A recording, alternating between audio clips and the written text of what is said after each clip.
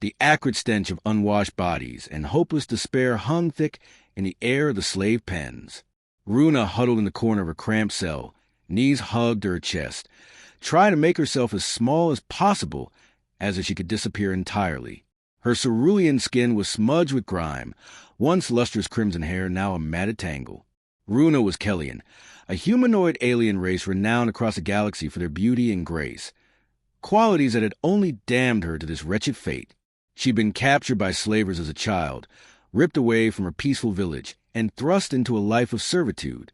For 20 long years, she'd endured the whims of cruel masters on a dozen worlds, each more depraved than the last. Now, she found herself on Horde Prime, a remote planet at the edge of civilized space, sold to Gar the Hutt, a notorious trafficker in flesh and illicit goods. Runa shuddered, wondering what fresh torments awaited her. She'd heard whispers among the other slaves of Gar's depraved appetites, how he subjected his personal attendants to unspeakable degradations. The Hutt delighted in breaking the spirits of the most defiant slaves. Heavy footsteps echoed down the corridor, drawing nearer. Runa tensed, her heart hammering against her ribs. A raucous voice boomed orders in Huttese, and the cell door shrieked open. "On your feet! Shoulda!" A Gamorrean guard snarled, his porcine face leering at her. "The master demands your presence." Runa rose shakily, chains clanking as she stumbled forward. The guard seized her arm in a bruising grip and hauled her out into the dank hallway. She blinked rapidly, eyes adjusting to the dim light as she was dragged along, passing cell after cell filled with miserable wretches who refused to meet her gaze. They arrived in an ornate door emblazoned with the Hutt sigil. The Gamorrean pounded a meaty fist against it, and a panel slid open, a pair of bulbous eyes peering out. Apparently satisfied, the door's guardian swung it wide, ushering them into Gar's audience chamber. Runa fought down a wave of nausea as an oppressive wave of heat and the pungent musk of Hutt slime washed over her. The immense chamber was packed with a dizzying array of species, all exquisitely dressed, here to pay tribute to the mighty Gar and curry his favor. The Hutt himself dominated the room, his bloated form sprawled obscenely across a raised dais, stubby arms draped over the supple green flesh of his Twi'lek consorts. "Ah, my sweet new morsel!" Gar's booming voice oozed with cruel delight. "Come closer, let me look upon you." The Gamorrean shoved Runa forward, and she stumbled to her knees before the dais, chains rattling. She kept her eyes downcast, shaking with a potent mix of fear and revulsion. A pudgy fingertip with sharp nail caught her chin, tilting her face up. Gar's bulging orange eyes roved over her hungrily, his tongue flicking out to lick at his drool-slick lips. "Exquisite," he rumbled. "You will make a fine addition to my harem. But first, you must be trained broken. I will enjoy watching the fire fade from your eyes." Runa trembled but held her tongue. Gar chuckled, a wet, gurgling sound, and released her chin. He barked an order, and a tall, whip-thin Duros with a pinched blue face scurried over. "Varlo, take our fiery beauty to the pleasure gardens and begin her lessons," the Hutt commanded. "I expect her to be ready for the celebration of the grand eclipse." "Yes, my lord." Varlo bowed deeply. "It will be done." The Duro seized Runa's arm and hauled her up, marching her briskly from the audience chamber. As the doors slammed shut behind them, he leaned in close, his breath hot against her ear. "Do not resist, girl," Varlo hissed. "It will only make your suffering worse. In the end, you will submit. They all do." Runa clenched her jaw, a single tear tracing through the grime on her cheek. Was this to be her fate? To have her soul flinched away piece by piece, until nothing remained but a hollow shell, a plaything for a bloated monster's lust? As Varlo dragged her into the cloying, perfumed gardens where slaves were trained, Runa sent a silent prayer into the uncaring void of space, a desperate plea for someone, anyone, to deliver her from this nightmare. The Duros chained her to a post in the center of a secluded grove and smiled a razor-thin smile as he withdrew a neuronic whip from the folds of his robe. "Now, pretty one," he purred. "Let's begin." The whip uncoiled with a sinister hiss, and Runa squeezed her eyes shut. But even as white-hot pain lanced through her, she held tight to a secret ember of defiance buried deep in her heart. She would endure this trial, as she had so many before, and she would never stop hoping for a chance, however slim, to be free. The stubborn spirit of her people, ground down but never quite extinguished, whispered that somehow, someday, she would once again know the sweet taste of liberty. As the cruel lash fell again and again, Runa retreated deep inside herself to that last untouchable shard of her being. And there, she hid her most precious possession, hope, fragile yet indestructible. No matter how hard they tried, they would never take that from her. It was hers and hers alone. And while it lived, so too did she. The eclipse ball was the grandest event in 100 parsecs, a dazzling spectacle of debauchery and excess that marked the alignment of Horde Prime's 7 moons. Gar the Hutt spared no expense in flaunting his wealth and power, transforming his already opulent palace into a phantasmagoria of lights, music, and writhing flesh. Runa stood on a raised platform, motionless save for the occasional clinking of her chains. Varlo had dressed her in wispy silks that left little to the imagination, adorning her with glittering jewels that only emphasized her status as a prized possession, a pretty bauble to be bartered. Her training had been brutal but efficient. Runa's body bore no marks. Gar wanted his merchandise pristine, but the scars on her soul were raw and deep. The Duros took sadistic pleasure in his work, breaking slaves to his master's will. And yet, through it all, Runa endured. She retreated deep within herself, to that unassailable core where her true self resided. They could shackle her body, but her mind remained free. She clung to that stubborn seed of hope, nurtured it in the hidden depths of her heart. It sustained her when all else seemed lost. Now, as the raucous festivities reached a fever pitch, Runa watched the revelry through hooded eyes.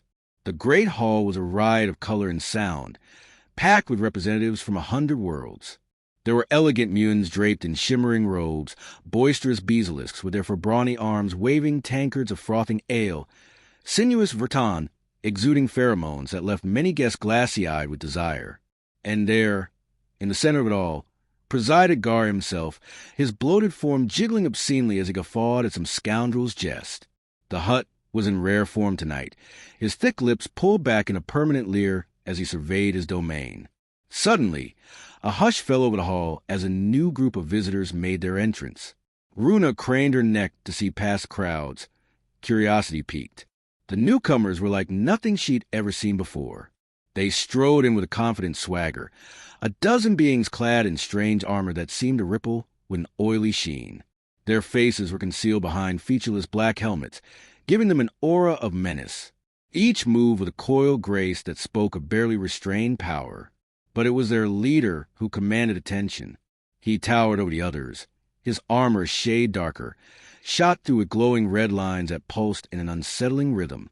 A heavy cloak billowed behind him as he marched directly toward Gar's dais, the crowds parting before him like water. Lord Gar, the figure boomed, his voice a harsh electronic rasp. I am Commander Kark of the Black Legion.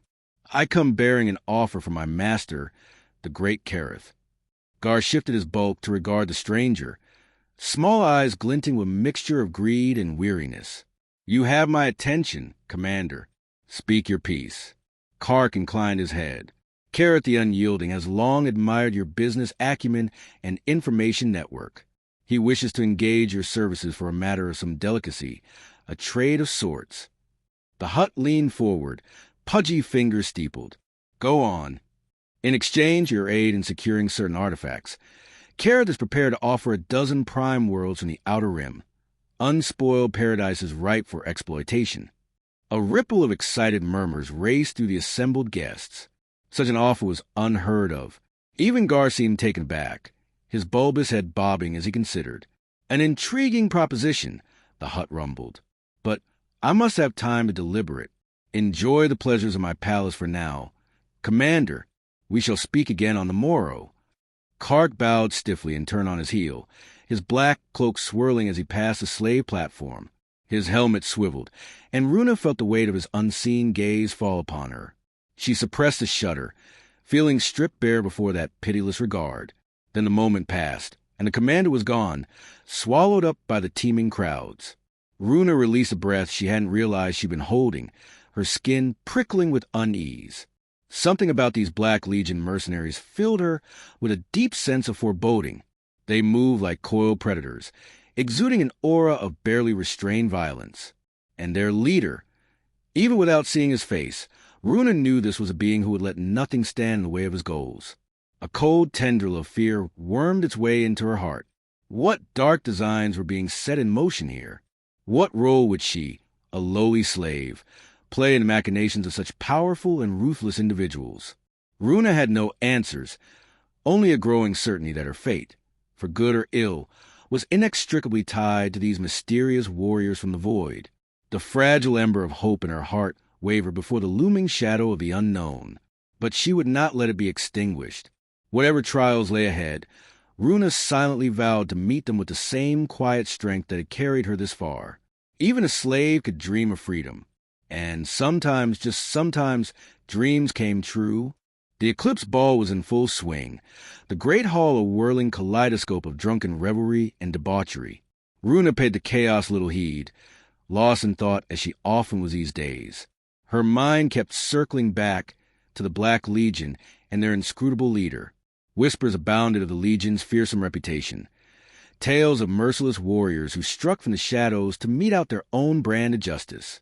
Some claimed they were a myth, a boogeyman invented to strike fear into the hearts of the wicked. Others swore they were all too real, an elite cadre of killers who left only carnage in their wake. Suddenly, a piercing scream rang out, cutting through the din. Runa's head snapped up, eyes wide. Across the hall, a knot of panic spread through crowds. Beings shoved and clawed at each other in a desperate bid to escape some unseen threat. And then she saw them, dark figures pouring into hall from every entrance, weapons at the ready. They moved with ruthless efficiency, incapacitating guards and guests with surgical precision. Stun bolts and tranquilizer darts flew, dropping their targets in heaps. Through the chaos strode a single figure, tall and commanding in his black armor. In one hand, he clutched a stun baton, its crackling energy casting eerie shadows across his impassive faceplate. With a gesture, he sent a trio of guards tumbling, their weapons clattering to floor. The figure's head swiveled, scanning the hall. Runa felt her heart race as that implacable gaze fell upon her. Time seemed to slow as he raised a hand, pointing directly at her. Runa couldn't breathe, couldn't think.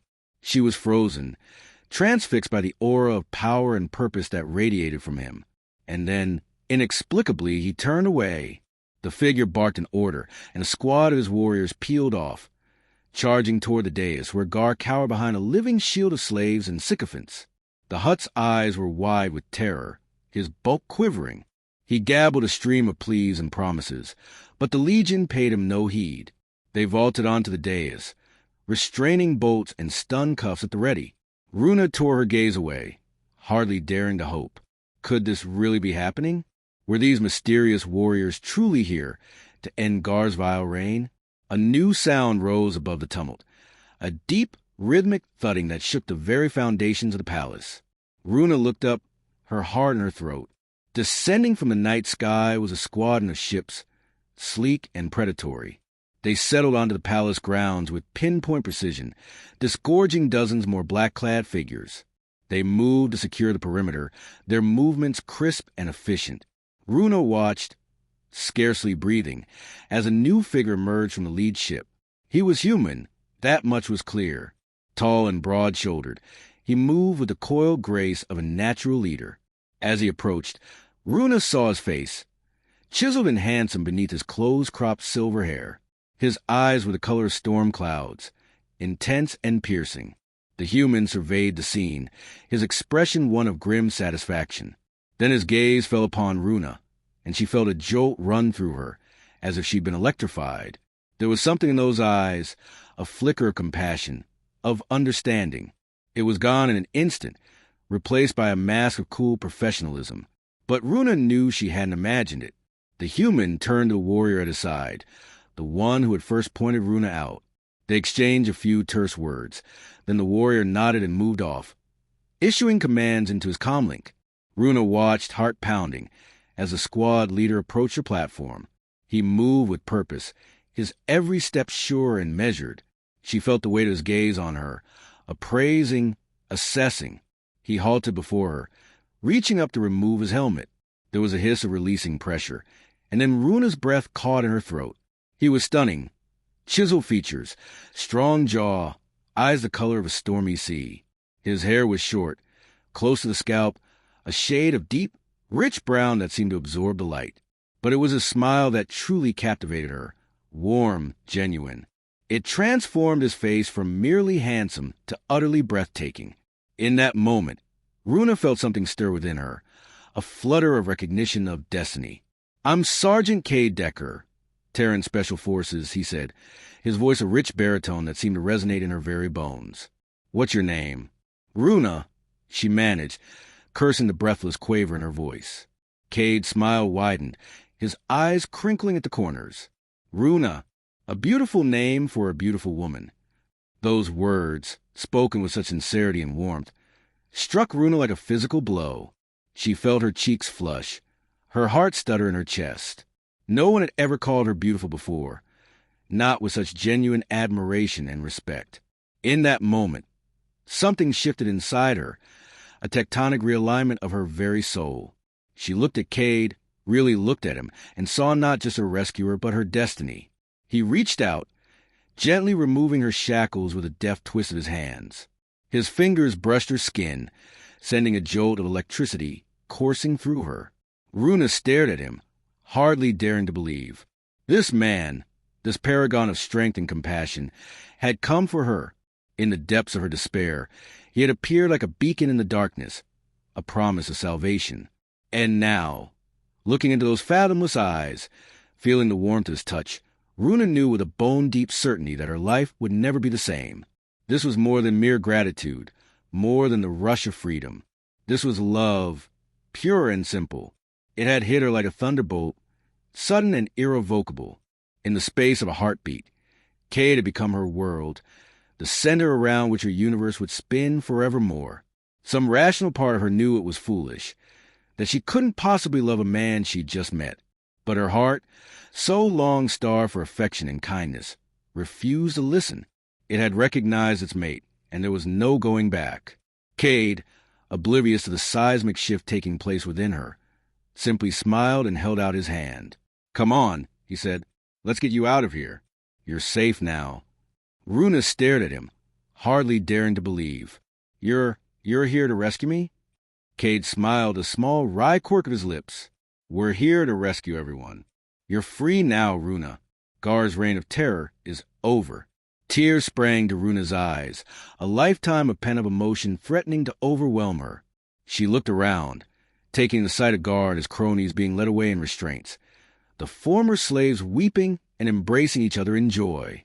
It was real. It was happening. After so many years of darkness, a glimmer of light had finally pierced the veil. Runa turned back to Cade, a watery smile on her face.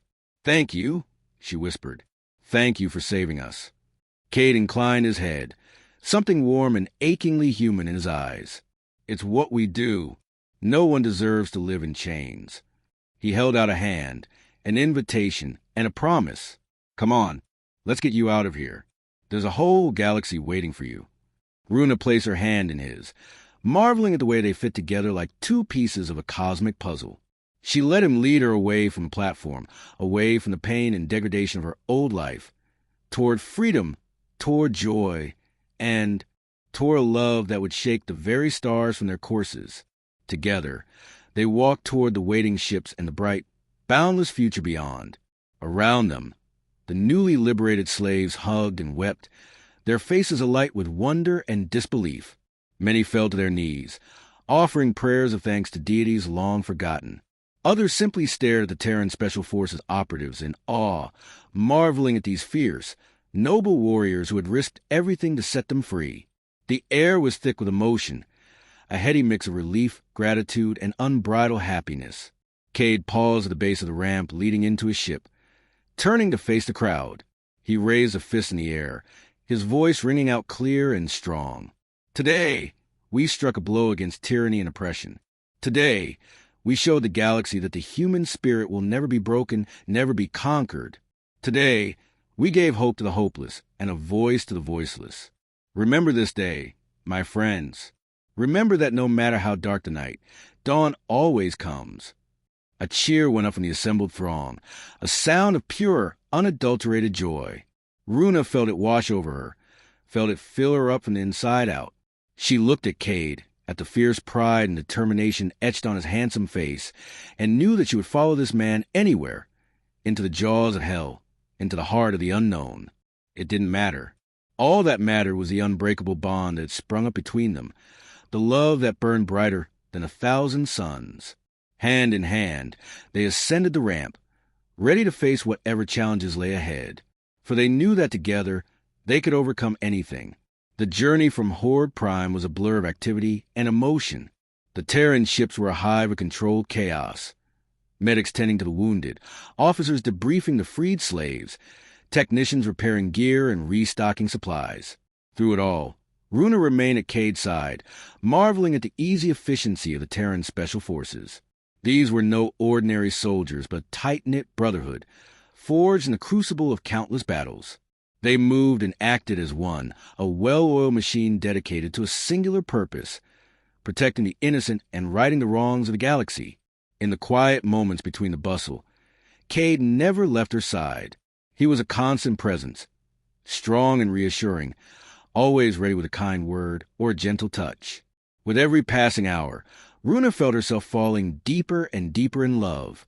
It was more than just physical attraction, though there was no denying the electric thrill that coursed through her every time their eyes met. No, this was a meeting of souls, a profound connection that transcended mere flesh and bone. In Cade, Runa saw a kindred spirit, someone who had known pain and loss, but had emerged from the darkness stronger and more compassionate. He was a beacon of hope in a galaxy that had long since lost its way, a shining example of the best humanity had to offer. As the days turned into weeks, Runa began to heal, both physically and emotionally, under the care of the Terran medics. Her scars faded, her body grew strong and healthy, but it was Cade's love that truly mended her shattered soul. He was endlessly patient, never pushing, never demanding.